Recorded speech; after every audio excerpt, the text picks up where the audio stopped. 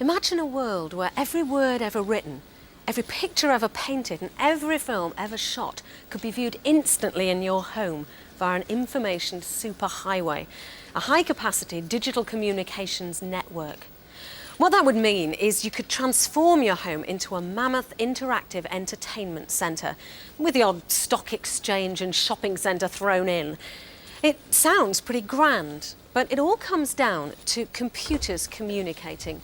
And in fact, that's already happening on something called the internet, that anyone in the world with a computer and a modem to connect it to a telephone line can subscribe to.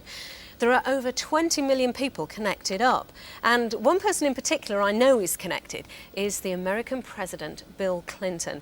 And I know that because I used this computer to write to him today, and I've already got a reply from the White House, and here it is. Right. Thank you for writing to President Clinton via electronic mail. The President is committed to integrating this dynamic medium into the White House.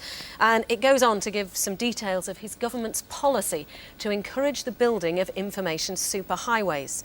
Now, I can't electronically mail our Prime Minister, John Major, because he hasn't got a modem. And I can't find out what his government's policy on information superhighways is, because it hasn't got one. At least nothing beyond the usual thing of leaving it to market forces. But you can do more than just send messages on the internet. There's loads of useful information in here. You can get news, recipes, and I found this satellite weather map in there.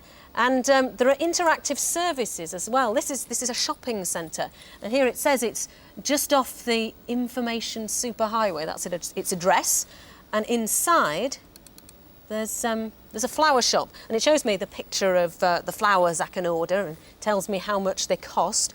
Then all I have to do is tap in the address I want them to go to, and of course I have to give them my credit card details to pay. And there's even some stuff about us in here. Let me just find that for you, because we've just put some details on the internet about tonight's programme and some pictures as well. It's all good fun. But what limits the potential of all this is that it's relatively slow. You can't play a video down this. And in fact, most of that stuff we've had to receive in advance. That's because copper telephone lines are really designed for people to talk down, not for computers. But with an information superhighway built with high-capacity fibre optic cables, you're not limited to shifting around text and the odd picture. You can send high-quality sound and video as well. So, when are we going to get all this then? At the moment, regulations restrict what services can be offered by phone companies, cable television operators and so on. But in America, for any company who's prepared to invest in an information superhighway, there's a new law which means they can transmit anything they like on it: video, music, telephones, data, the lot, as long as they let other people provide services on it too. But it's not just a licence to print money. The companies will also be compelled to connect every classroom and library free of charge, so society stands to benefit as well. Here in Britain, though, restrictions still apply. BT, for example, isn't allowed to do cable TV, but they're developing some interesting ideas to get what they can out of their existing copper phone lines, like video on demand. We've got a setup here to show what they're aiming at.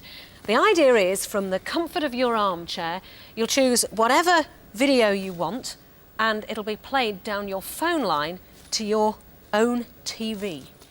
It'll not just be movies, though. There'll be other TV programmes too, like this travel programme I've selected here. Now, the other thing is, because it's interactive as well, say I was wondering where he got his suit from, it'd not only tell me that, but I can even buy one here and now via the inevitable home shopping option. Armani, fancy that. But this video on demand is a tricky thing to do without the extra capacity of the fibre optic cables. I, for one, will be impressed when the real thing's up and running down phone lines. But it could well be the first taste most of us will get of what'll come rolling down the information superhighway.